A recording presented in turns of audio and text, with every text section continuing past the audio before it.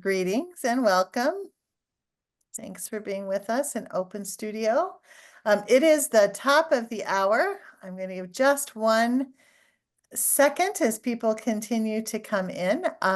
I am Sherry Marlin, and it is a pleasure to see all of you with us today. And it is a great pleasure for me to introduce our presenters this morning. Ken and Kristina Tyler are the founders of Flow Fiero, an international consulting company, and they will tell you a little bit more about that. But they have joined our community of practice as advanced facilitator credential candidates. And as they shared in that session, it became apparent that they just had some information that we wanted all of you in our community to know as well. So welcome to those other members of our AFC cohorts and contingents. It's good to see all of you. It's good to see all of you with us this morning. And with that, I'm going to take no more of Ken and Kristina's time and turn this presentation over to them. Well, hi, everyone. Thank you for joining. I'm Kristina Tyler. And I'm Ken Tyler. And I'm going to share my screen so we can jump right in. So I'm hoping everyone can see our title, which is We Don't Need Another Hero. And it's a case study of the archetype fixes that fail. So just a quick introduction. We at Flow Fiero, we're a family-run business, and we focus on leadership and team coaching. So essentially, we help leaders move beyond being a hero in order to build the heroic journey for their people. As Eric Schmidt quoted Bill Campbell in his book, The $1 Trillion Coach, it's about the people. And with systems thinking, we aim to support the leaders to create an environment where they can build out communities in which the people play to their strengths, get into flow, and can flourish. And that's actually also one of the reasons that we named our company Flow Fiero. So the archetype fixes that fail is a system that shows up very often when we're working with our clients who are going through situations like building up their startup, going through hyper growth once they've hit the nail on the head.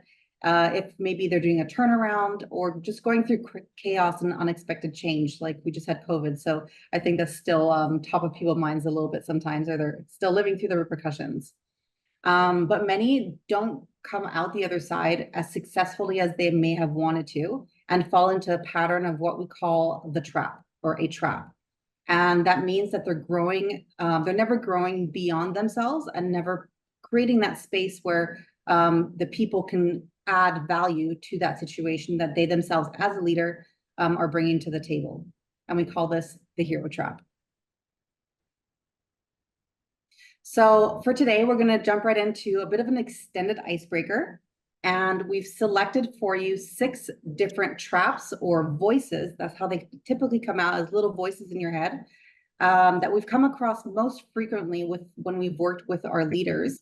Allowing them to break free from their vicious cycle of always playing the hero role for their people. And these traps can show up for you when we're going to go through them as either voices in your own head or situations where you thought that about someone else. This can be your leader, your peer, maybe even your partner. And I'm going to invite you to all be quite vulnerable and open here, because don't worry, these traps are actually present about 95% of the time. And it takes a lot of self-awareness and self-management to be able to push yourself from a reactive state, which is where you find these voices, to a responsive state into that 5%. So to go through this exercise, I want to invite you all to make sure your Zoom has a side-by-side gallery setting so you can see everyone on the call. And as I walk through the traps, I'm going to give you descriptors. And when you hear, so I want you to turn your videos off as well. Sorry, that's an important point. I want you to turn off your videos. And as soon as you hear a description that gets you saying to yourself, oh yeah, I've been there, either in your own head or someone else close to your environment. And when you hear that trigger, please turn your videos back on. Okay, is that clear for everyone? If you have questions, please raise your hand and I can answer them quickly for you. So the first trap is, are you someone who's really great under pressure? Do you love and feel the need almost to help someone who's in trouble? If there's an emergency, you know you've got this. You're all over it. And you feel that you can handle any emergency and any problem that comes your way and make it better. If that sounds like you, if it sounds familiar in yourself or someone else, please turn your video on now. I can't see all the screens, but hopefully some people turn their videos on. Hi. So this trap or this voice we refer to as the firefighter. And it can show up in different ways, but the mental model that we like to associate to this is someone who likes to run into a burning building with no hesitation. You see a problem, you run in or you jump in head first, and you're ready to put out that fire. It's what you live for.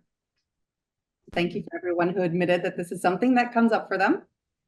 And please turn your video back off. The next trap is, do you too often find yourself leading the charge, yet somehow you're always still the last person standing? Maybe without regard for your own self and your own well-being, you're always giving more and you're always pushing forward. You're someone you like to give 110%. If this is you, if this sounds familiar, please turn your video on now.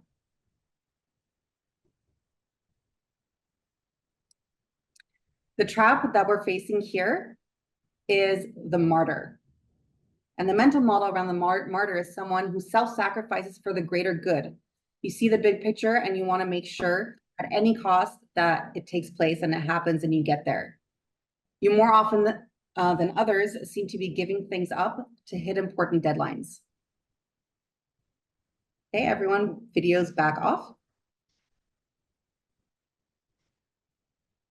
The next trap that we come across frequently is that where someone is really striving for excellence.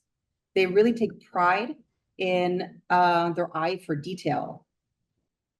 You feel the need to speak up when you see someone making a mistake. In fact, maybe you shifted a little bit in your seat just now because you saw typos on the slide.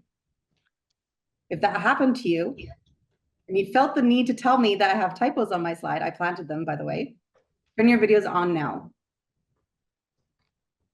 Your inner voice that's coming up is the critic. The critic's mental model is compelled to point out everyone's mistake.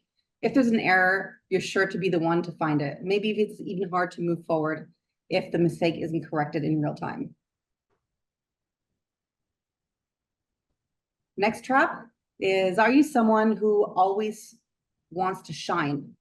You love to feel proud and recognized, even maybe rewarded for the great work that you do. When you have a project, you feel a really strong urgency to get your part attended to first. You make sure that your part is out of the way and it's done and it's ready to go, and then you can focus on the next. And maybe even between us, you somehow simply always rise to the top. People almost want you to take the lead. If this sounds familiar in someone else or in yourself, turn your videos on now.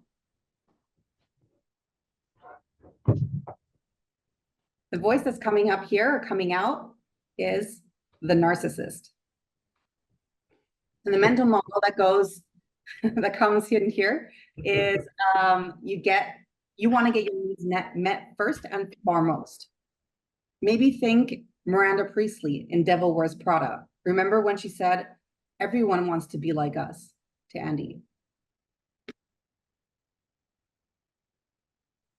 Then our next trap is, are you someone with maybe a strong sense of responsibility? Are you psychologically committed when you say yes to something that you yourself have to ensure that it gets done?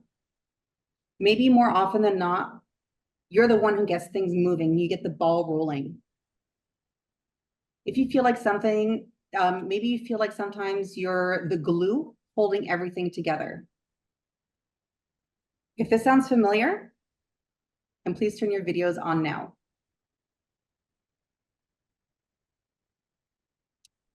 this is you, then your trap that you fall into is the linchpin. The mental model around this is that without you, everything will fall apart. Maybe you likely delegate with really strong oversight because of that psychological commitment to getting things done. Finally, I think this is the last one. Are you someone who goes full speed ahead? You get things done, fast, efficient. Let's get a move on. You'll be the one who really drives things forward, and you have your eye on the prize with a really strong focus. You'll keep pushing forward until the goal is reached.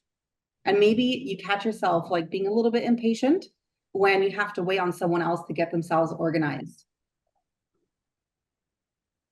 If this sounds familiar, please turn your video on now. Your mental model here is the bulldozer. The bulldozer has bigger fish to fry. Come on, people, keep up. Let's get on with it. So now we're going to do a little poll because we're going to circle back to these traps and inner voices later on in our presentation. And I would like to invite you all to participate in a poll in which you point out which trap do you see yourself in or your organization. Maybe someone else that comes up. Which one was the one that stood out most to you?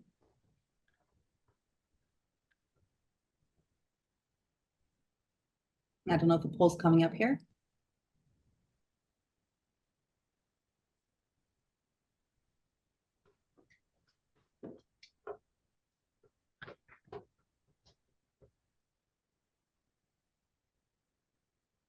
How do we know that the poll's coming up? I'm not sure, Sherry.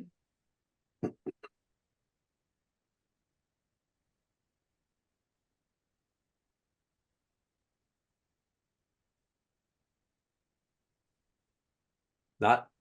Has the poll come up yet? Nope. Sherry's muted, so I don't know if she's talking It's to us. showing, no, it's showing on my end that it has launched. Okay. How do we find that out? It should just appear on your screen, so. On a screen, eh? And there it is. People have answered. Okay. Oh, there it is. Yep. Oh, yeah.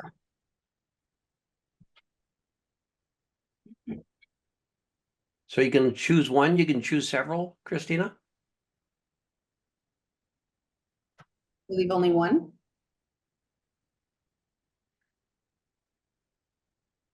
Which That was one did you read? So multiple which choice. one I resonated the most with, right? Yes. Which trap do you see in yourself or your organization the most? Which one have you been dealing with in one way or another?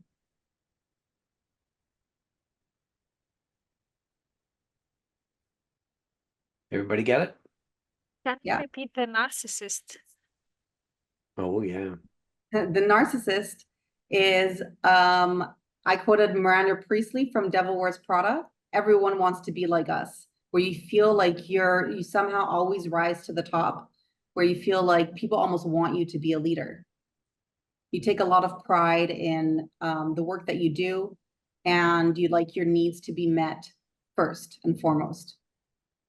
And you've got your screen still showing, so you've got to, yeah, get your needs met first and foremost, exactly, yeah. Okay, Awesome. So you gonna do a see, countdown. yeah, we see a lot of martyrs here, or people dealing with martyrs, and firefighter. Those are the top two. Wonderful, thank you. So now let's move on to the archetype model. So the premise of the archetype that we're working on today, Fixes That Fail, is that a quick fix solution can have unintended consequences that will worsen the original problem. So what the archetype looks like here is like this. I hope you're all able to see the screen. And we'd like to start with the problem symptom when we're looking at this model. And the reason for that is, if you're familiar with the iceberg model here, is that the problem symptom is something that you can see, you can feel it. It's above the surface, and here it's referred to as the event. So when there's a problem symptom that arises, and I'm going to take one that I'm sure all of you have heard of, is, for example, you are, unhappy with your weight at the moment. And so what you do when that problem arises is you're like, okay, how can I fix it? So you have a support or a same relationship here. So when the problem goes up, a fix goes up. And the most popular solution today that everyone's talking about is to take Ozempic, right? And so if you take Ozempic, then your problem symptoms will lessen, which is an opposite loop. And if the problem arises again, you take the solution that worked for you before, you just take Ozempic again. And then you keep going around this loop, which is what we've referred to as a balancing loop. But what happens in this particular model is that the fix that you chose over time, so not immediately, but with time, which is what that equal sign means for the two lines, is that you'll have unintended consequences. So maybe you're feeling low energy and you can't exercise as much because of the Ozempic, the fix that you chose, right? And so if the fix goes up, that means you're unintended, because it's the same here, right? If the fix goes up, that means that unintended consequences go up. And if you're feeling tired and you're not able to exercise as much, over time, guess what? Problem symptom may arise again because it's the same. So when the unintended consequences go up, the problem symptom goes back up. So that's the essence of the archetype model. And what we want to dive into a little bit deeper today is a real life situation where we're able to see this archetype show up for us. With a client, yeah. With a client, yeah. So step one is the tip of the iceberg, the event. So what we saw with our client, this problem symptoms, is that he was getting frustrated with his team and they weren't stepping up and they weren't handing in any of their tasks or completing their tasks in full and on time. So this is the problem symptom. It went up. And when the problem symptom was arising, the team track record, and in this case, the orange lines mean opposite. So when the problem goes up, team track record went down. So they're feeling upset or not good or not happy about the work they were delivering. And therefore, they relayed that back to the leadership. And the leader, because it's an opposite loop, when the team track record goes down, sorry, because the problem goes up, the team goes down, and therefore the opposite is that the leadership steps in. And so when the leadership steps in this particular scenario, because he was feeling frustrated, what he did is he felt like he had to micromanage his team. He felt like he wasn't able to trust that the team was going to deliver important tasks to meet deadlines. And that's what he was delegating it to them for and hired them for. So he was getting more and more frustrated.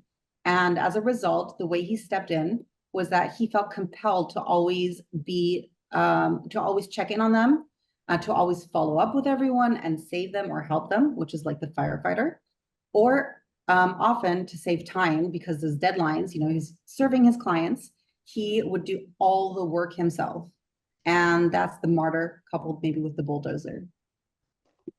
So when the leadership steps in, here we have the same relationship. So the leadership steps in going up, so the fixes go up, right? He fixes that. And because he fixed it to meet the deadline, the symptom went down. So whatever he did in his mind, it worked. This is what we call the balancing loop. So phase two is the vicious cycle. So because we go through that balancing loop and it seemed to have worked, when the problem symptoms then go down, here we have a time delay, but over time, we have an opposite effect on the root cause problem, is that he was quick fixing these problem symptoms and almost digging a deeper hole for the root cause problem and creating layers over top. So the root cause problem was going up, and therefore, same loop, the problem symptoms just came right back, exactly like with the Ozempic example. And this is also a balancing loop. So what happens when you have two balancing loops like that, the way that they're feeding into each other is that it keeps going and going and going in circles and just diving deeper and deeper and deeper into what we call the vicious cycle. So the next step here is what we call the unintended consequences. So when the leadership steps in as with his martyr or his bulldozer or firefighter solution, he fixes the problem. So the leadership goes up, fixes go up, therefore unintended consequences go up. So I'd love to invite you all to the chat to what's top of mind? What could be the unintended consequences here? If you could just write that in the chat and don't click send yet. So you've got a leader who's stepping in all the time to salvage his team for not getting things done. He gets things done, but it's only resolving the symptom of the problem. It's never addressing the source, right? Yeah. So what And could be what's- happening? Yeah, what's the Okay. unintended consequence of him constantly doing this and the root cause problem never being addressed? Okay, please click send. What are some of the unintended consequences? Yeah. Disengaged team, burnout, employees leave, team autonomy, skills not being developed. He will Becomes burn out. Yeah, lower quality. Cool. Members of the team shut down. No critica. really great ones. Yeah, more burnout. It's excellent. Sickness, yep.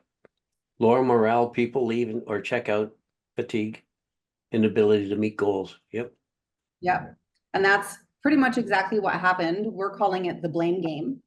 So using the voices that we heard before, there's people that started feeling like they had to be the martyr, like they had to start staying longer. They started wondering, like, why are we not delivering? Why is he stepping in? Why is he taking over? Why is he not letting us do our job? All these different things start coming up, and there's a lot of the blame game that starts happening within the team. So as a lot of you pointed out, the team just wasn't working together anymore because of the fixes that the leader was stepping in to solve or to deliver. So the next part that happens is what we call the bushfire. And because of all the blame game and all the friction that's starting to happen between the team, that's when, as a lot of you pointed out as well, the team health culture goes down. So unintended consequences go up, and the team cultural health goes down. When that goes down, as a lot of you pointed out as well, rightfully, is the retention risk levels went up. So if you're not feeling you're not happy to be at work, you don't want to show up at work, you don't feel valued, you don't feel great about the work you're delivering, maybe you'll look for something else, right? Maybe you'll think it's better somewhere else. When that goes up, the well-being goes down with a time delay, but still that happens. Maybe your best friend at work left and found somewhere else. That's going to play into your mental health and how you're going to be able to show up at work. When your well-being goes down, the unintended consequences, because now you're there by yourself, half your team has left, you have unintended consequences. And as a result, that buries the root cause of the problem even deeper, because now the original problem that you could have dealt with there is overshadowed by having to recruit more people quickly, or people burning out because they're doing 2 or 3 people's work. So that's the bushfire. More and more incomplete tasks are happening because of the leadership coming in and thinking that he's solving the problem right away. Yeah. And that bushfire now goes completely out of control and turns into a wildfire. So not only is this reinforcing loop diving deeper and deeper, the retention risk is feeding into the root cause problem as well over time. So it's adding more layers to it and not allowing us to see the problem properly. So now this whole situation is completely out of control, like a wildfire. And another reinforcing loop is created here. Finally, step 5 is the big picture here, where the well-being of the team and everyone in the organization has gone down, and therefore to go full circle back, the leadership stepping in has to go up because now there's not even anyone to delegate to potentially. And also the leader has less capacity to take the time in order to create those fixes and think about the problem differently, to take more time to address that root cause issue or see why those problem symptoms were arising in the first place. All he can do now is be in full-blown survival mode. And that, of course, as you guys have pointed out earlier, will lead to burnout as well for the leadership. So the moral of the story for this particular scenario is that no good deed really goes unpunished.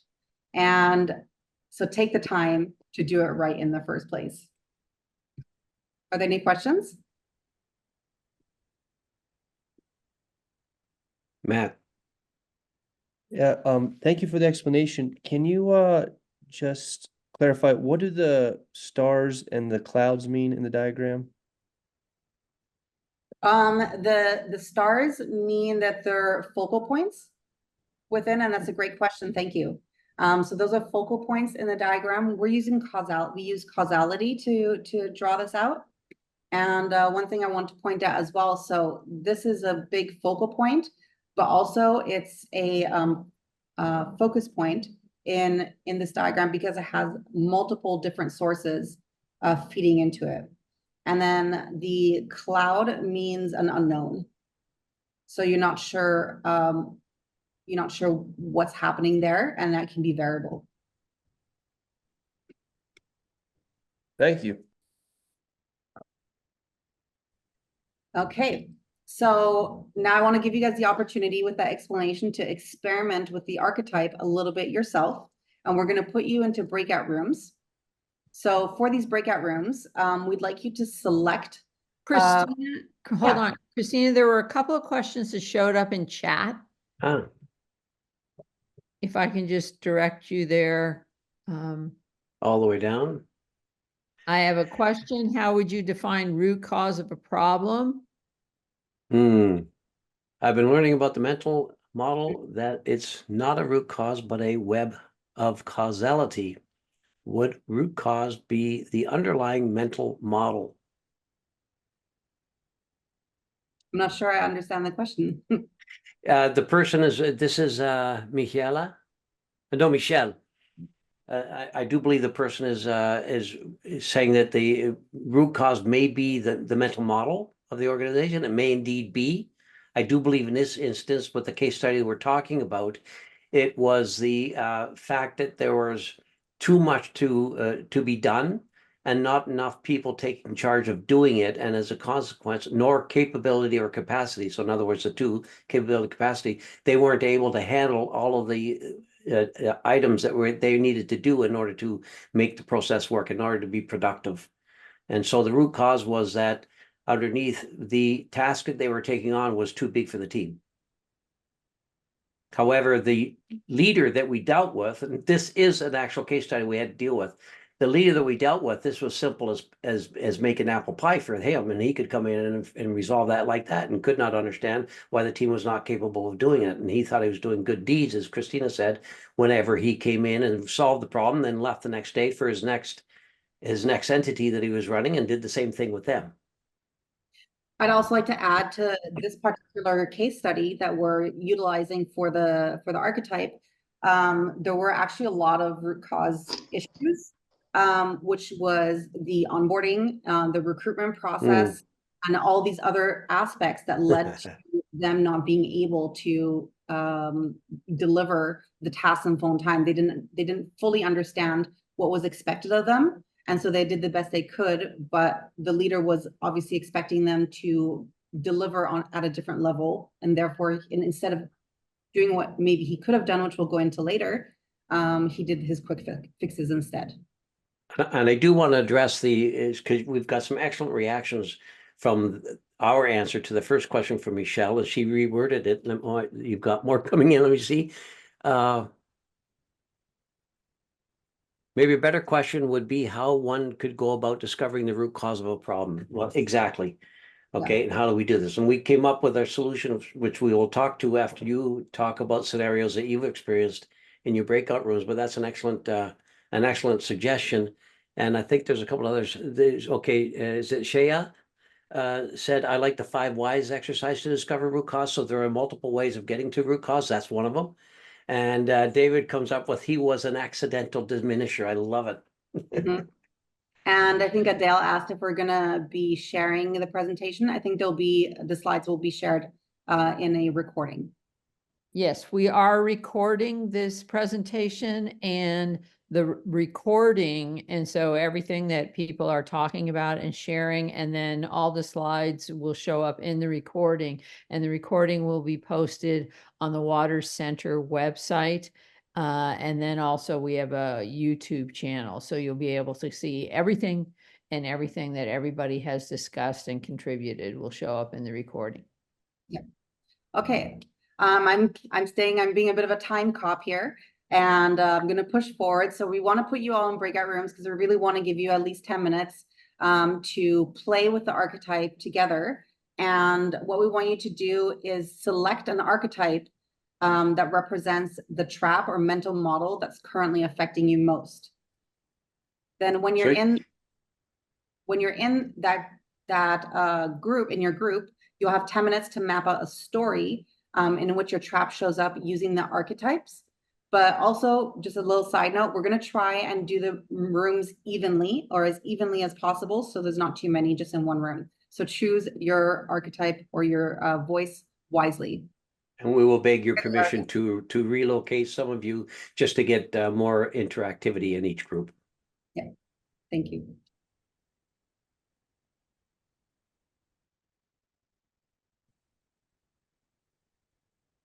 All right, I think they're back. Ken? There we go. Where's Kristina? I turned my camera off instead of turning off. Okay. So it looks like most people are back, and I wanted to hear a little bit about what the experience was for everyone. I know it was short, but hopefully something came to light, and I think there's a poll that's going to pop up again to give you guys the opportunity to share. So the question is for them, and what do they put into the poll? We'll give Kristina, is this for if you had the chance to intervene? Yes. Or okay. Yes. So the question will be, if you had the chance to intervene when you see the fixes that fail that pop up, how would you do so? If you had the chance to intervene, where would you do so in this archetype, in this particular systems map that that you showed, right? Yes. Okay. Did anything come up during the breakout that would think, oh, if I just change this a little bit? And everybody write in there what they think, what their answers are, and that gives us a chance to get everybody to have a little bit of input. Yes. As opposed to the 5 hours it would take it if everybody did it verbally. Which we would love. Okay, so I'm going to reshare my screen here. Please.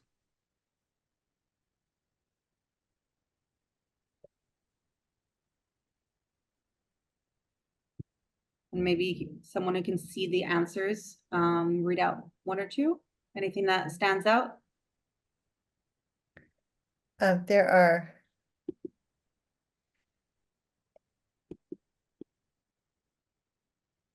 9 of 37, 24% participation. The other people are writing. 10. So it only confirms once you submit, correct?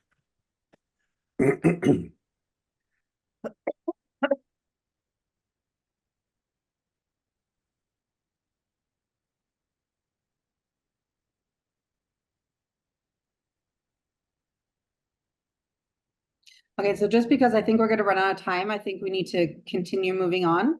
And the reason we asked that question, and maybe we'll have time to circle back at the end, the reason why we asked that question is that because that was our question. You know, what is the best leverage point to look at or to play with when you're facing a situation of fixes that fail? And that's where I'm going to pass on the word to Ken to walk you through fixes that function. So step 1. Okay, I'm going to close the intervention. Okay, so what, if you stick with the iceberg model, you see the tip of the iceberg once again. We've got a little, something's been adjusted here. And what you see now, let's just run through it quickly. The problem symptoms of incompleted tasks, overwhelming the people. They are going to the teamwork. So the more tasks that are not completed, the teamwork's going to go up in this instance. Okay. When it goes up, it's going to go, the one shift you've seen already, it's going to go and do the fixes. They're offering up the fixes. So the switch is here that it's not the leader coming in doing the fix right now. It's the team coming in doing the fix. Okay, so it's a bottom-up solution. And when they do the fixes, the more fixes that are working, the less of a root cause problem it is, because they have focused onto the root cause problem. They've been allowed to go deeper into what's really happening here and not just reporting it upstairs to the leadership. And as the root cause problem gets resolved, then the problem symptoms also start disappearing. Okay, and as they go down, the teamwork starts to go up. So the vicious cycles has some leftover remnants, but as the team gets into analyzing and fixing the root cause, you see that the teamwork starts to increase more and more and more. Let's go to step number 2. And that's a balancing one. So what you can see here is the teamwork is still reporting out the red flag. Oh, we're not getting things done here on time. The leadership responses, and this is where the coaching came in to discuss, and the creating some self-awareness and then some self-management, then leading to the team management, is the leadership response was to come back to the team, talk to them about that, and then give them the mandate to fix the problem, okay, and give them that support. What does that do for an unintended consequence? So that's that's a virtuous cycle that we've just then created because it's working. Okay, it still has unintended consequences. What do you think it would be? So, and we'll do the same thing. Put your 1 or 2 words in terms of what you think unintended consequences would be. Put it into the chat. Don't push go until we say go. Everybody just give us a thumbs up when you put into chat. Is that a thumbs up, Matthew? Or was that a nose scratch?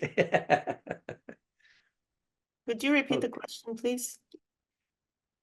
So what are so we now have the teamwork fixing the root cause. As those fixes go up, the root causes go down. As the root causes go down, the problem symptoms no longer appear. And as they no longer appear, the teamwork goes up. That's the balanced loop that we have. And that creates unintended consequences as well. They didn't necessarily think about that in terms of how they fixed the problem. When we coached with them, we said, hey, let's go bottom up here. Let's see what you're doing. There's been a leadership gap created because so many people have left and the other people here are fully into a blame game with each other and you. How do we manage this? Okay, so what we said is, okay, you got to go back and not lead, but rather coach and support your team to take charge of finding a fix for the real root cause problems, which will take a little bit more time and they'll be stuck there. From all of that, okay, and their teamwork starting to get stronger, what is the unintended consequence? That's not what the leader thought was going to happen. Any ideas? Put them into chat. And go. Everybody press. Better morale, team feel good, productivity increase. Oh my gosh. People moving up. We're filling the leadership gap. Absolutely. Leadership expectation versus team is distant and leadership typically does not like that. Okay, I'm not quite sure on that one. That's Ricardo. I don't quite get that one yet, but maybe we'll throw another word or 2 in. Small wins increase morale. Nice. Yes, indeed. Quick wins. The team thinks they are needed. Yes, indeed. In fact, start assuming responsibility, right? Bulldozer leader feels they are losing control. Hello, that's true too. However, you'll see that they have a mission that the door will open upon once this starts to happen. Here we go. So the unintended consequences are empowerment. Did anybody put that in? No, but we've got some roundabouts there. Okay. So, and what's the empowerment do? As it goes up, the cultural health indicator will go up. As the cultural health indicator goes up, the retention risk probability levels go down, means people are more willing to stay. As that goes down, well-being goes up. As well-being goes up, there's more empowerment. And then you get a very nice cycle working there. Okay, up top there. The next problem, not the next topic from there, from the retention risk, you go to root cause problem. Because you have the same people there who are more familiar with the work and realize that they can take charge of it and find the real root cause. The root causes, the retention risk goes down, the root cause problems go down. Whatever those root cause problems could be.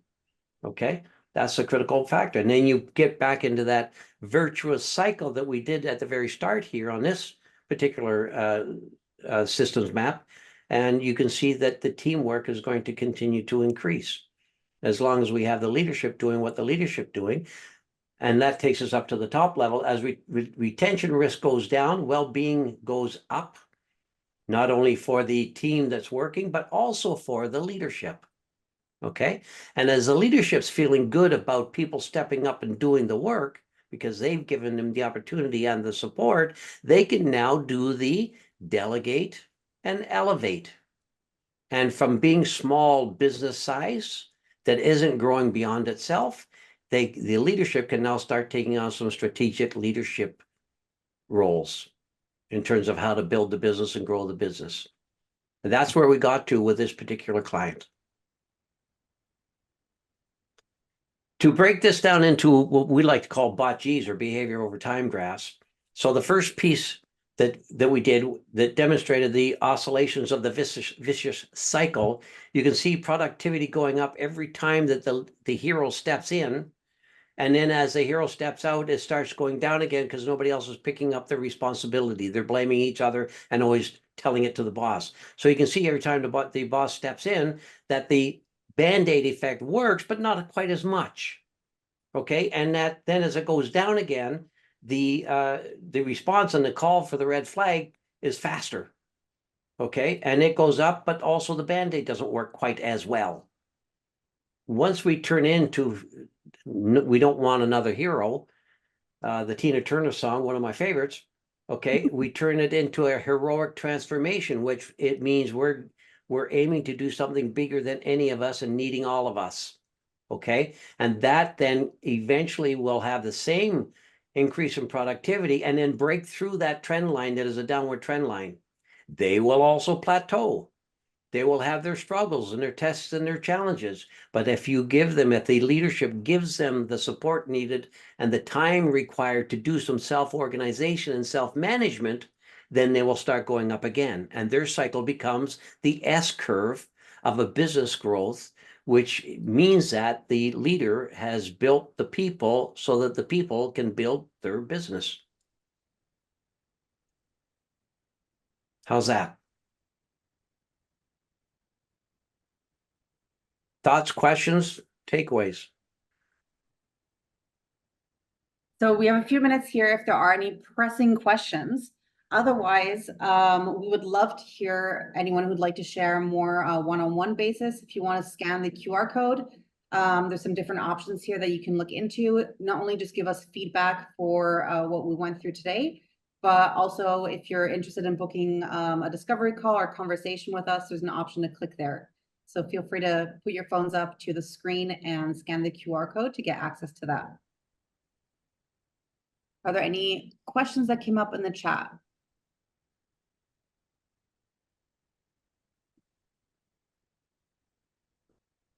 Here are all the. And the beauty, just to give you a little bit more, okay, it's coming up in the chat. Yeah, okay, that's exactly what I was going to address, Ashley. The beauty of mapping out a systems, an archetype system, such as what we did, a systems map, is it helps the person detach a little bit and start looking at it from a systemized way, from a systems approach. And to see that, oh, okay, that's what I'm doing. Is that the impact that I'm having? Okay, what's happening? What are the unintended consequences that I'm actually not aware of? And I'm blaming it on my people not being good enough to step up. Ah, really? Okay, good. So actually what I'm doing is causing a bit of the issue to continue on and get worse. What do I do about that? And by the way, why is my company not growing? Well, because the leadership is doing operational leadership, not strategic leadership. How do we get you there? Empower your team. So all the logic of the coaching you can hear coming through, and the utilization of a systems map helps them get the message and get the idea of how they change their behavior, their behavioral patterns based on the structure of their communication with the team. What else we got? I see there are more questions there. There should be a slide letting people know before they leave. I'm looking at the time. I want to let people know what our well, thank you very much there, Kristina.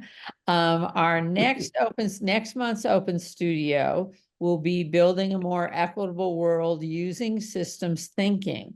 And the facilitator will be the Water Center's own Melanie Houston, and she'll be sharing, as Ken and Kristina shared their operational experiences in their own work. Melanie will also share experience that she has using systems thinking in this field. Work that she's done in with systems thinking in the field with equity and such. So that will be next month's session. So we hope you can join us for that. And we want to give a huge, Sherry, I should probably, since you opened the session, I should probably let you do the thank you. Go right ahead. First of all, Fine.